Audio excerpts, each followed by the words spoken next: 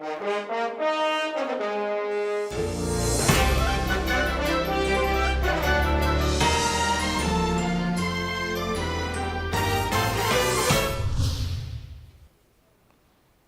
role of the interventionalist has been on display at this meeting with the release of such late-breaking clinical trials as Partner and Everest 2. Interventional cardiology has seen an explosion in both technology and its application. Now I'm joined by Dr. George Dangas. George is chair of the Interventional Scientific Section and Council. George, I'm glad you're here with me, and I must tell you, I was fascinated with this simulation session. Tell me a little bit about it. My pleasure to be here. Simulation was one of the highlights in the new advances we had this year. These new procedures, the aortic valve, the mitral valve, and many more, including even radial, right, or even further down the line, aneurysm work, have special programs that doctors can try out the new devices and the new strategies that can be used during the procedures with a real-time feedback. And that has been very, very well received. We're expanding this program, and we have working out a special working group that will create more of those simulation sessions, and so we would also have them available not only for personal preference and practice use, but also for real MOC credit for recertification. Well, to me, it's fascinating. I know Spencer King, I think, wrote an editorial in Jack Imaging on this concept. If airlines have got simulation, medicine should have, and I think this is really exciting. You think that it will be required to use simulation not only for MOC, but before you could use these devices? I think it would be very reasonable.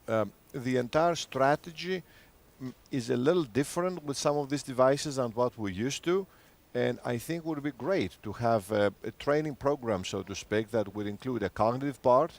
I guess that's the easiest part, right, and then go on to a simulation part and a hands-on experience before you start it up either as a clinical trial or as a clinical practice, in fact. I mean, it makes all the sense in the world. Obviously, the TAVI valves, Partner, and all of that has been big here, but the technology is expanding, no doubt at all about it, but it's also sort of transformational in how the interventionalist works with the cardiovascular surgeon. Give me your thoughts on that.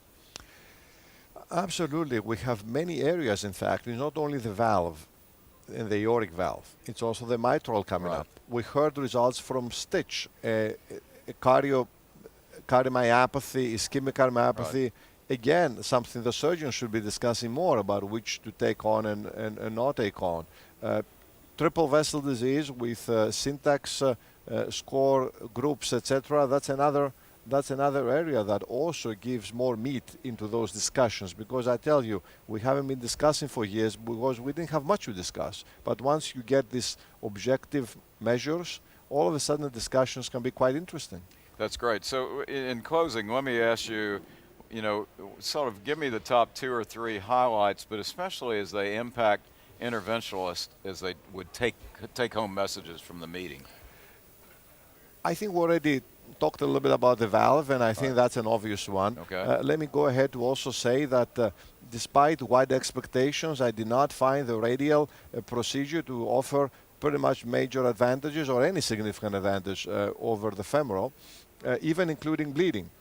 And the third one that I would like to highlight is a recently released excellent trial regarding the duration of dual antiplatelet therapy after drug-eluting stenting on 6 versus 12 months out of South Korea.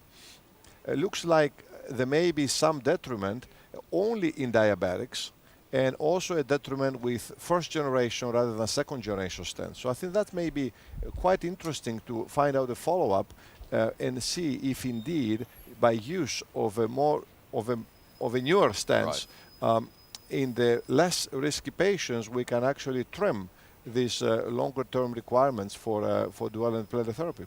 So that would have major impact. George, very exciting meeting for interventionalists and all of us that are not interventionalists. A lot of neat news, and I appreciate you being with us. Thanks very much. My pleasure.